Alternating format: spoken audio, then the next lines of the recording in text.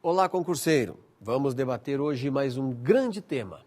Aliás, eu quero dizer, esse tema está muito presente em nosso dia a dia e vai permanecer ainda por um longo tempo. Portanto, vale a pena pensar sobre ele. Qual é o nosso tema?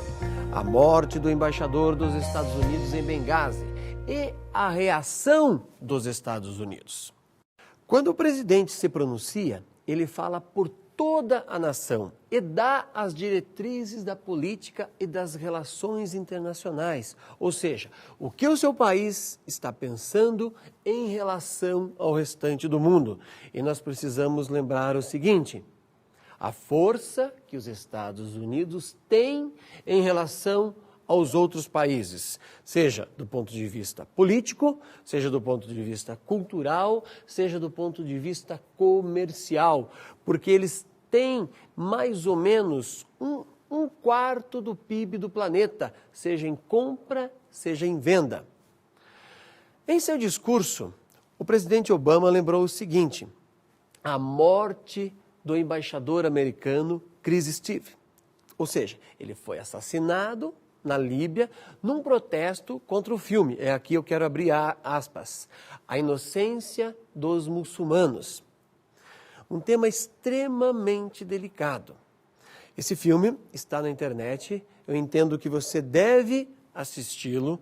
Perceba que é um filme de extremo mau gosto, muito mal feito, mas que causou uma grande reviravolta no planeta. Grandes confusões, grandes protestos, inclusive a morte do personagem maior, aí, o embaixador Chris Steve.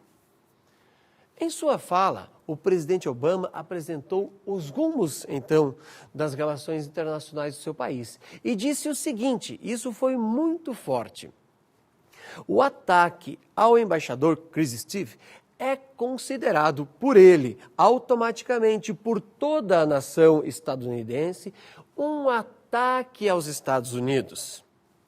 E a parte mais forte nessa frase foi o seguinte: os Estados Unidos vai sim buscar justiça em relação a isso. Mais ou menos como aconteceu com Bin Laden. Nós vamos caçar quem provocou esse assassinato. Lembre-se que gastou-se bilhões de dólares no caso do Bin Laden. E eles irão atrás desses chamados assassinos, por eles, para que eles deem uma resposta para o restante do mundo, para tentar evitar que isso continue acontecendo. Obama ainda argumentou que não mandou tirar o filme do ar pelo seguinte motivo: na Constituição dos Estados Unidos é garantida a liberdade de expressão. Veja, ele se apoiou em um texto na Constituição do seu país. Interessante marcar isso. E argumentou também que ele é xingado todos os dias nas mais diversas publicações. E mais um ponto que ele destacou: se a imagem de Cristo, daí está relacionado, claro, aos cristãos, vier a ser ofendida, nenhum cristão tem o direito de revidar. Isso que eu estou falando para você, eu vou levantar várias questões mais ao final, para que nós possamos refletir. E se você for notar, está presente em todas as mídias, em qualquer jornal esse tema vai aparecer. Nós precisamos pensar, porque este é um problema que o mundo vem enfrentando já há algum tempo. Isso está ligado, eu quero abrir uma aspas aqui antes de continuar sobre o pensamento do Obama, no seguinte: o fundamentalismo.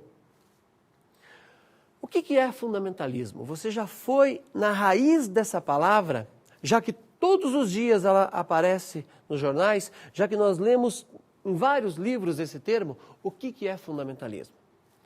Hoje nós associamos principalmente ao povo muçulmano e aquele lado mais radical, aquele lado que está relacionado com o terrorismo, não é verdade? Mas o fundamentalismo, vamos lembrar aí um fato histórico, começa mais ou menos na segunda década nos Estados Unidos e com o cristianismo. Por quê? Diziam essas pessoas que iniciaram esse movimento que a palavra bíblica ou a palavra dos livros sagrados deveriam ser interpretadas ipsis literis, tal como estão escritas, tal como está no texto. Isto é que gera o chamado fundamentalismo, mas tem início nos Estados Unidos e com o povo cristão. Só vai ganhar uma preocupação internacional a partir de 1979 no Irã. E daí, como o fundamentalismo é aplicado ao islamismo e eles têm uma outra visão ao interpretar o seu livro. E a preocupação vai se desenvolver a partir daí quando retroage, acabam impondo algumas leis às mulheres, por exemplo, cobrir o rosto e matar em nome de Deus. E aqui é importante eu fazer uma ressalva. Não são todos que pensam assim, é uma parte da população. Quando nós pensamos em religião, temos que entender que não podemos generalizar, é uma parte apenas que pensa de um determinado modo. E a questão de respeitar ou não, nós temos que tomar muito cuidado nesse sentido. Voltando à fala do presidente dos Estados Unidos na 67ª reunião da ONU. Ele diz o seguinte: o embaixador Chris Steve foi morto na cidade que ele ajudou a salvar. Aqui ele fez uma certa alusão a dizer que esse embaixador estava ajudando a Líbia a se recuperar. Lembrando que a Líbia, os Estados Unidos, ajudou muito esse país a depor o ditador que ali estava há mais de 30 anos. E diz o seguinte, ele usou vários termos para tentar fazer a população do restante do mundo se comover em relação a isso. Explodir um restaurante não enche o estômago vazio, palavras do Obama.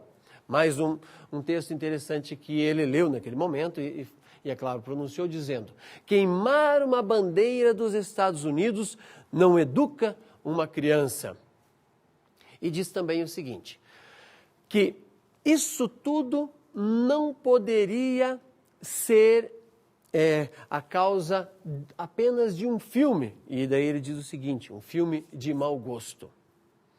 Argumentou também o presidente dos Estados Unidos que eles não ditam a transição democrática dos países pelo mundo e que o voto é apenas uma etapa da democracia. Por que ele disse isso? Porque normalmente os Estados Unidos são acusados de impor a sua democracia. E a palavra democracia tem vários sentidos. No Brasil ela tem uma, nos Estados Unidos ela tem outra. É só olharmos a forma de governo de cada país. E em tom ameaçador, o presidente dos Estados Unidos foi bastante enfático. Ele disse o seguinte, que a Síria, certo? Síria, onde tem Bashar al-Assad, não pode ter, ou melhor, não pode ficar nas mãos de um ditador que massacra o seu povo. Nesse momento, é claro, ele deu um recado muito forte ao Bashar al-Assad, dando a entender que eles podem organizar um ataque para ajudar os rebeldes a depor este ditador. Isso só não aconteceu ainda porque a Rússia está envolvida de maneira muito forte e tem vetado no Conselho de Segurança da ONU a ação dos Estados Unidos de forma mais enfática. Vale a pena, então, você procurar entender como que funciona o Conselho de Segurança.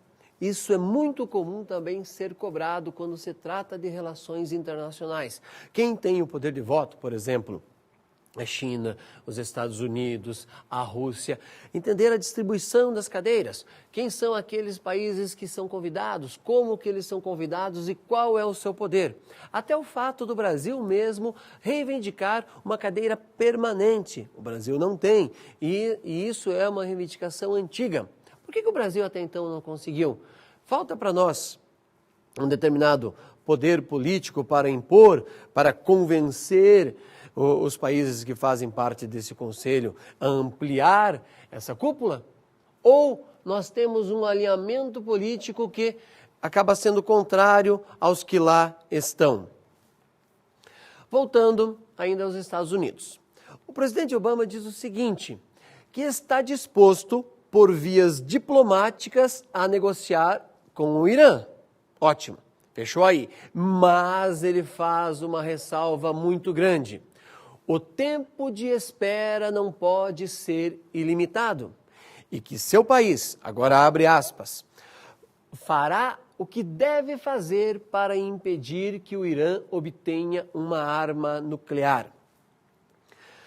Em relação à arma nuclear, geralmente a gente ouve a notícia e não analisa qual é o conflito em relação a este ponto. Vamos lá. A questão reside no seguinte ponto. Quando você tem um enriquecimento até 20% do urânio, usa-se apenas para a geração de energia elétrica. E também você pode usar até em hospitais. O urânio tem uma infinidade de utilidades até no tratamento do câncer. A questão é que se levanta que o Irã pode conseguir um enriquecimento de 90% deste urânio. Se ele atingir o 90% desse enriquecimento, eles conseguem, é claro, a tão sonhada bomba atômica no caso do Irã. Qual é o conflito do Irã ter uma bomba atômica? Você tem que lembrar que o Irã está muito próximo de Israel. E daí? Daí que os dois têm conflitos já milenares. Os dois são, do ponto de vista, antagônicos quando pensamos em religião. A partir daí, Israel, que tem uma influência muito forte sobre os Estados Unidos, por vários motivos históricos que não vamos conseguir relatar aqui, acaba impondo ao presidente dos Estados Unidos que ele cite isso sim em seu discurso. Lembrando que o Obama foi o segundo a discursar depois da nossa presidenta. Então, a questão está se eles conseguem atingir 90% de enriquecimento e, a partir desse enriquecimento, atingir a bomba atômica. Outro detalhe, urânio está na natureza em grande quantidade. Por exemplo, o Brasil é o 6º país em reservas de urânio do mundo. Só que na natureza não tem problema nenhum. Mas quando eu retiro isso, levo para o laboratório, faço toda a separação e o enriquecimento, é que o problema pode surgir. E lembrando mais um detalhe, Ahmadinejad, o então presidente do Irã, tem ameaçado Israel a todo instante. Com a bomba atômica, segundo Israel, eles poderiam aniquilar o país. E, lembrando que o presidente do Irã não reconhece o Holocausto, você encontra isso em todos os jornais. Então isso vem gerando uma discussão mundial que vai se perpetuar provavelmente pelos próximos 2 anos de forma muito acentuada e você deve ficar atento a este fato.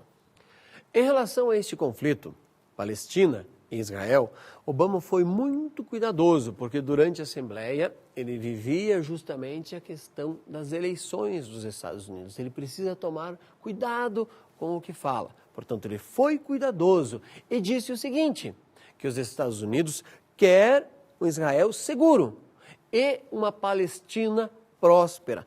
Ele ponderou aí em seu discurso para não desagradar a Palestina, que até então não é reconhecida pelos Estados Unidos como um país, e argumenta, Israel precisa estar seguro de um ataque, daí tanto do Irã como dos conflitos que Israel tem com a Palestina. Esse fato, Israel e Palestina, também precisa ser revisto, é um assunto muito comum que vai perdurar por muito tempo e nós devemos pensar sobre isso. Diante desse desenrolar, desses fatos, algumas questões nós devemos pensar e eu quero compartilhar isso com você. Vamos lá.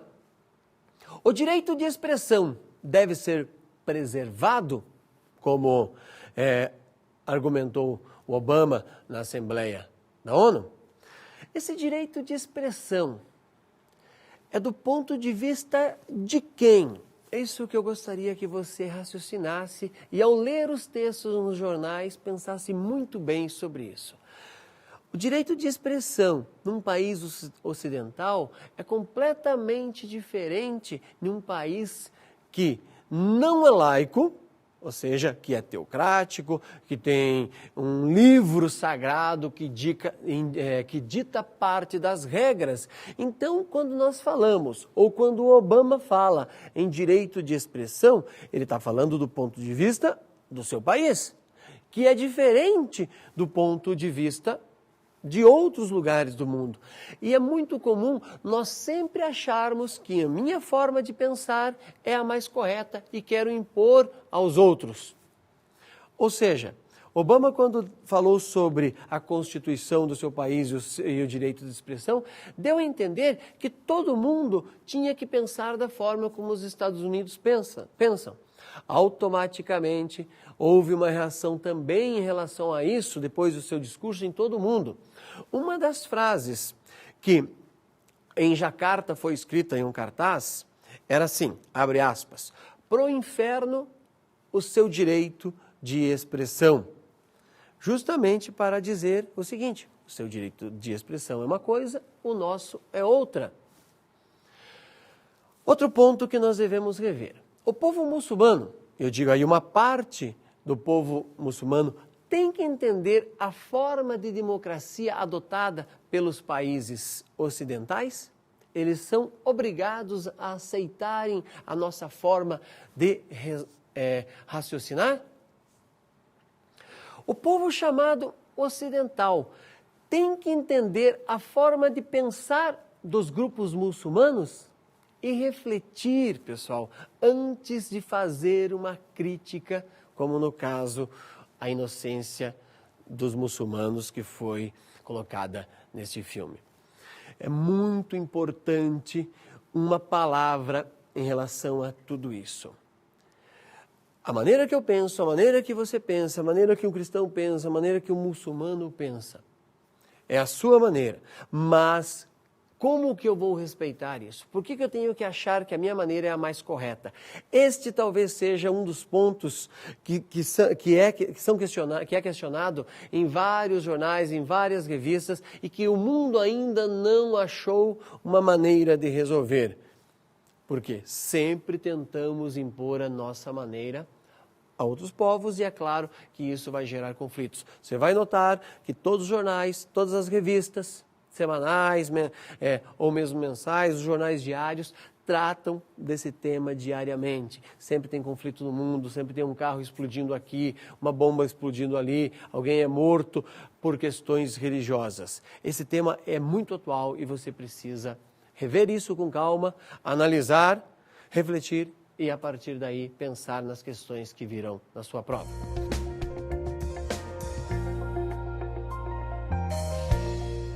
Pessoal, dicas de estudo. Esses fatos que eu citei para vocês, você encontra facilmente em jornais, revistas, na internet, no YouTube. Vale a pena parar e ler sobre os muçulmanos, sobre sua origem, sobre o islamismo, sobre o fundamentalismo.